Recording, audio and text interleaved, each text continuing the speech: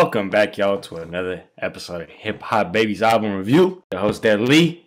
I got my boy Ray with me. You know what it is at this point. Yes, sir. Come back to you with value menu meal. You know, $4 pack from Mach-Hommy. You know what it is, bro. Dollar menu foe, not a foe for foe. Dollar menu foe. Y'all better recognize Mach-Hommy and the God Fahim putting on a clinic on this little EP, whatever we got here. I don't know what it is nowadays. You know, bro, this shit crazy, man. Yeah, it is. It's great. Another great addition into this series. I'm a Hommy fan. The God Fahim, I check out his stuff. He drops a lot of music, like a lot more. Mac drops a lot, but he usually, you know, he'll drop on his website or he'll do a deal, and then like it'll take some minute to be everywhere. So it's dope to have this come out, and it was dope to listen to. You know what you're gonna get from these two. Been checking out the other series that he drops. Dope bars, dope beats, talking stuff. Like, this is aggressive, old school New York hip hop. It's the way their punchlines and the way they're talking shit. You know what I'm saying? I'm not a homie myself. You know, I don't really follow him like that. But yeah, you know, I've been trying to get into him since Pray for Haiti. Yeah. So, because that was in my top 10 last year. That was a really good project. Yeah. You know, I mean, I listen to Ray sometimes. You know, he be putting me on. He be like, you know, listen to this project. I'll be like, all right, bro. You gonna haggle me? You gonna shake me down? I'm gonna listen to it. So I listen to it. Gotta do sometimes. I was disappointed, bro. Pray for Haiti, but however, redact. I did not understand. Now I understand a little bit more. You know, I need to be introduced. So it's a really cool project. First, you know, I'm always looking for the beats. Any review you get from me, I'm gonna start with the beats first. I love like the range on it. You know, you got this dramatic ass piano ballad, and these niggas just going in. And then right after that, you know, you got this little flute thing going on. You know, they going in on that too. And then after that, they got the jazz inspired with the brass, the huge brass instruments. They going in on that too.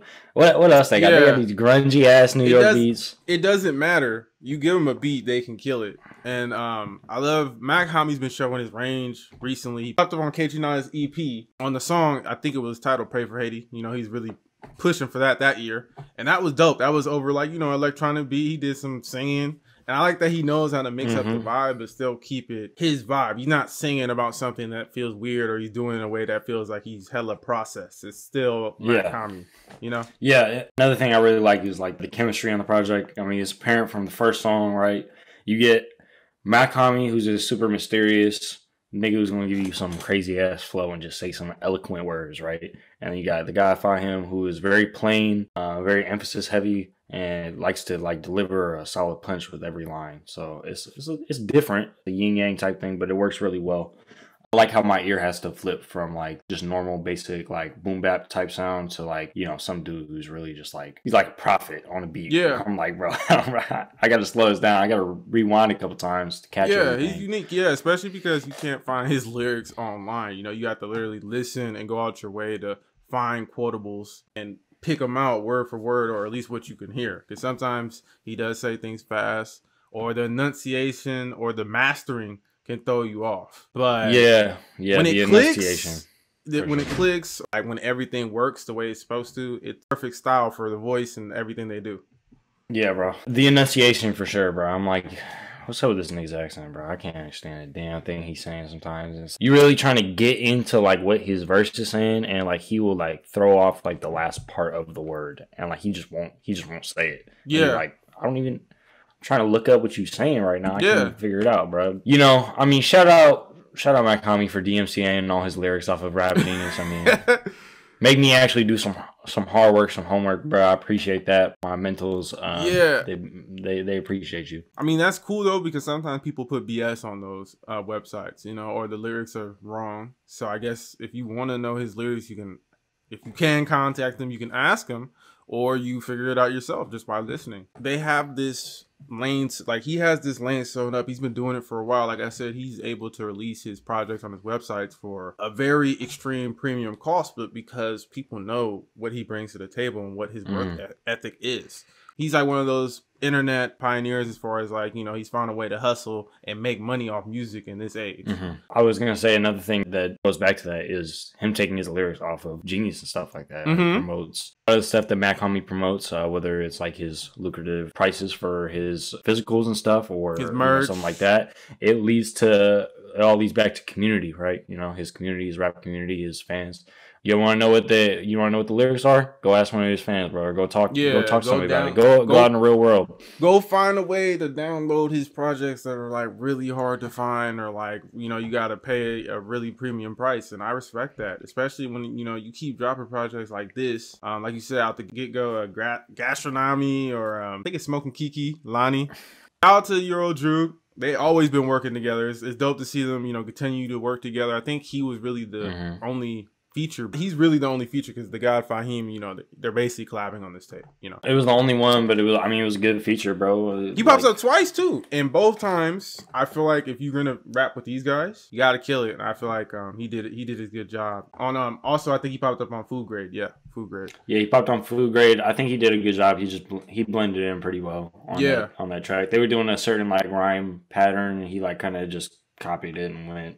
And it was a nice change of voice, breaking up the monotony of the project. I'm wanting to get into Food Grade because this nigga just puts one of the best verses on this whole project, on this song. So okay, I wanted to talk about this one a little bit. My favorite line, the whole thing is, you get your PM message from your gash, refers to your girl as your gash. Oh, like, damn, bro. He's savage off the rip. It says, fuck Mach-Hommy, fuck that. He reminiscing on the past. He's not ultra feminine. He's such a man.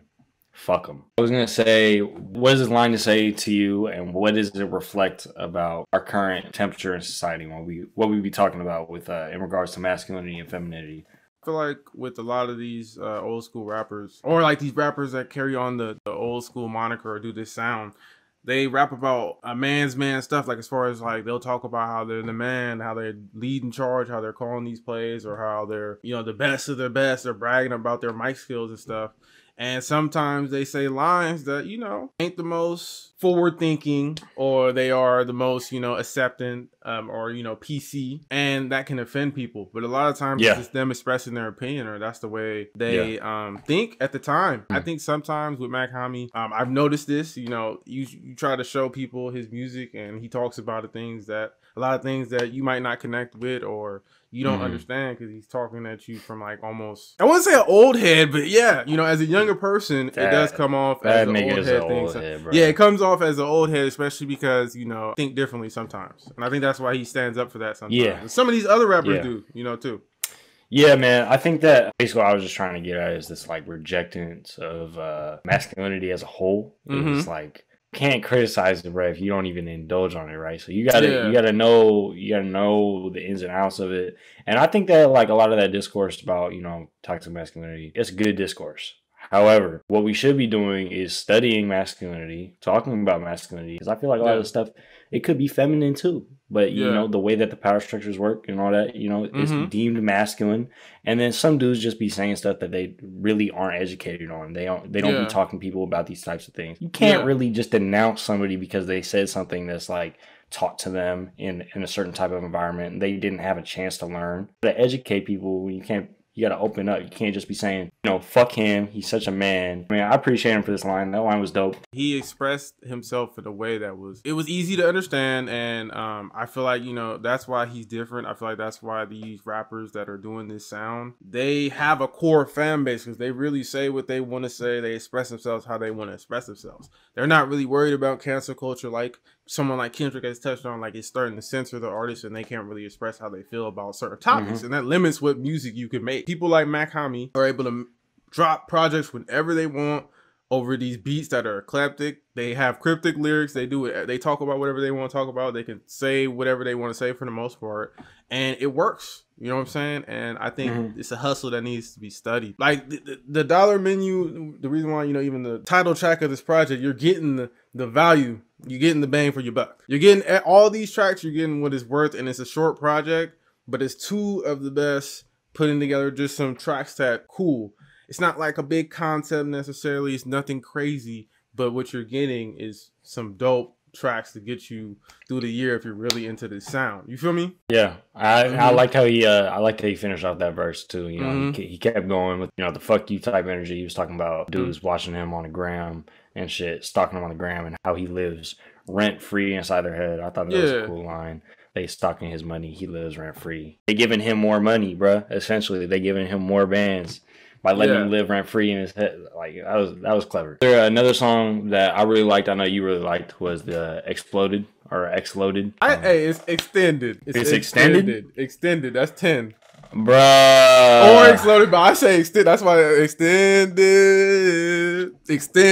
Saying I got to run in the cloud with extended, like extended. I love that track. That's one of my favorites. Bruh, we learning new shit. Yeah, the viewer here, bruh. I'm learning new shit. The bro. sample, I feel like the sample really starts the track off really well, groovy, and then he really starts the track like when he gets in with the vibe and with the flow. I was like, what is this? Mach-Hommy got some groove to him on this one. This one was funky. And it was all flow. Yeah, the flow on this is crazy, especially Fahim, the way he comes in at the end. You could read his lyrics, which is dope, and he was spitting. We're focusing on Mach-Hommy a lot, but he's spitting. He's really good at the punchline. Like, he says stuff that's really funny to me. The God, because he continuously comes on as far as like he'll have a similar flow, but he's getting you with his wordplay. That's why I like so much about like this chemistry and shit. But it's like, this nigga Matt comes on and he starts talking about, I knew I was the man since I was a midget. I've been big as the certain guard on the Wizards, and I got the chicken gizzard on the stove and shit. I'm like, bro. Yeah, that track he's talking about Porzingis being you said guard, but he said power forward, right? He's talking about Porzingis 7'3". He could shoot, he's raw. Man, I love that line. Some crazy like off the wall reference you wouldn't get if you don't watch It's poetry. A lot of his stuff is poetry. It's a lot of alliteration, ways to make you hear certain sounds. Even though this isn't like a big concept album-wise, they bring it track for track. All these tracks are on their own, like their own little dope vibe. You said though, like it helps with the monotony. I didn't really get some of the tracks did start to blend in. It is short though. Hold on. What? It's not. I wasn't saying that it was monotonous. I was trying to say that you having a collab album as a basis, it breaks up the monotony as it is. Like it does, it does that kind of job on its own. However, the fact that they're so different, and they do different things. Like I was trying to say on this particular song, where Mac just goes in with this crazy, poetic, off the wall, like super flowy shit, right? And then after that comes in the God Fahim, and he speaks literally just so plain, bro. He is like the plainest of plain, and you can understand everything he says, and he says things like he says very obvious things that might not be obvious to some people. He says very obvious things, and they work. And then he just builds them on top of each other. So I love how they work together, and like you were saying, his punchlines, like he goes for punches really hard. First line on this is, "I call it how I see it, you talk it, you gotta be it. If you got the insights to see between the lines, gotta read it." He's been on there, he's spitting, bro. I'm like, all right, bro. I like that they brought some tracks where it wasn't just all about the lyricism. It was some flows, it was some groove. Bunny Chow, I think it's another one like that kind of too, where it leads in with the sample. It's like kind of like a smoother, and then Mach-Hommy's kind of like playing around, but he's still spitting. Get it different now, visit that. Like I love, like, they switch up the flows. They don't use a lot of the same flows, especially Mach-Hommy. He's good at adapting to the flows or whatever beat you give him, more so than the God, I feel like. But the God is always going to be what he is, and he's going to do it to the best of his ability, and that's why they work well. This was a solid project. I wasn't expecting it to be anything crazy. I like this just coming out, and it was cool. It was a cool little project to check out. Yeah, man. It's like with these like 30-minute projects and shit, you never know what you're going to get. Either like a KSG or like, something like that, right? But instead of no KSG, it's not like cohesive like that. It's just a little, it's a little value menu. It's a little happy meal for you. You got your apples, you got your caramel sauce, you got your burger, bro. You take a little bit of everything. The beat variety helps a lot with that. Like you said, the flows help a lot with that, and what Mac is doing. And I really like his wordplay as well, obviously, because like you said, it's like poetry on this. He doesn't have the plain wordplay like the God does, but he has like just these lines, bro. Like some of these titles. Yeah, his starting verse is blowing cephalopods out the ride with the Macomb. No Decepticons, it's best to silence a crowd with a barrage. And then he says it just like that, bro. It's like the flow on that is just crazy. Yeah, and it's so vivid too, like blowing cephalopods. Like imagine like you're blowing smoke, it looks like a squid, right? That's what I imagine. And then the Macomb is like poetry and like written literature and stuff. It's like allusion to death, like something that's alluding to death. So he's smoking a cigarette. That's how he says that, bro. I'm like, are you serious, nigga? That's what you guys need. That's all what you these said. guys do, though. And I really love when we get into projects like this. This isn't the first, but this is never gonna be the last. We love to get into these type of underground, dope, lyrical. Two of the dopest as far as like this style rap, what they bring to the table, and you get a dope project. You know, one of my favorites, just to like casually play while I'm doing stuff. If you haven't checked out any of his past projects, or if you haven't checked out this one, it's a recommend. But if you really want to get into Mach-Hommy, especially recently, Pray for Haiti is a good intro. His other stuff is good too, but I feel like it's a good intro because it's with Griselda as far as like working with them again, and it has a lot of easier on the ears production wise. Some of this production, if you're not into this sound or you're not trying to hear a certain mastering, you might be thrown off because it's not really super hard hitting slapping stuff. It's really that gritty East Coast sound, you know. So yeah, like a lot of samples, a lot of like they like flush it out a little bit where it sounds like kind of like in the background, and like it's more for like the lyrics to stand out on top of. So if that's not your type of music, I mean, wake up, I guess, nigga. Like fuck, bro, it's 2022. What are you doing? Yeah, no, definitely recommend. If you're not on the Griselda hype train at this point, I mean, literally everybody on there's got gold, bro. It's gold. You got fave tracks? Yeah, fave tracks. I mean, basically the ones that I wanted to talk about. We got Food Grade. Your boy, Your Old Drew, did well enough, and Mac, he gave his best verse on that one. Hombre A5, just because of the starting 20-second verse of his, and then I like the back and forth with the God. Also, Bunny Chow. Yeah. I didn't talk about that one too much, but like you said, Bunny Chow's the one that catches your ear off first listen. If you play this whole thing, you're gonna be like, damn, bro, what the fuck? I need to go listen to that one because he was really just having some fun on it. And it's cool to see people who rap this good just have some fun every now and then, right? So, yeah. Hey, I might need I wouldn't say R&B, and maybe more like, you know, vibey. He gives his songs like that, like I was saying on his most recent projects, but you know, maybe a project like that, short one. My favorite tracks were Shock Rondon, Bunny Chow, and Smoking Kiki. Smoking Kiki, I like the feature. I like the aggressiveness of that track. Bunny Chow, we talked about. Shock Rondon, we didn't really talk about, but I like the beat on that one a lot. That's like one of my favorite beats, and I feel like the way they went back and forth was tight on that one too. Yeah, man. There's a beat for everybody on this. It's literally like that shit it's beautiful. It's beautiful music. That being said, thank y'all so much for checking out another episode from your boys. Let us know what y'all thought about this episode. I thought it went pretty good. Mock, listening. I know you're not. Follow us on Twitter, Instagram. Got that shit in the ads right there. That's overlay action for you. Y'all see your boys leveling up. Sending us beats at THHB podcast at gmail.com. Yeah, give us feedback, bro. I want to know. I want to know what we got to do better, what y'all want to see more of. If y'all like this content, keep liking it up, keep sharing it, subscribe. Peace.